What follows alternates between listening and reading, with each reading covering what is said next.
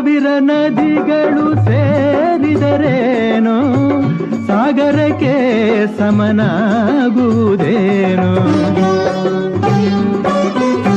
ಶತಕೋಟಿ ದೇವರು ಹರಸಿದರೇನು ಅಮ್ಮನ ಹರಕೆಗೆ ಸರಿಸಾಟಿಯೇನು?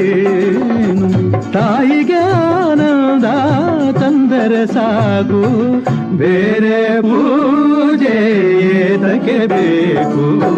ಅಮ್ಮ ನೀನು ನಮಗಾಗಿ ಸಾವಿರ ವರುಷ ಸುಖವಾಗಿ ಬಾಳಲೇಬೇಕು ಈ ಮನೆ ಬೆಳಕಾಗಿ.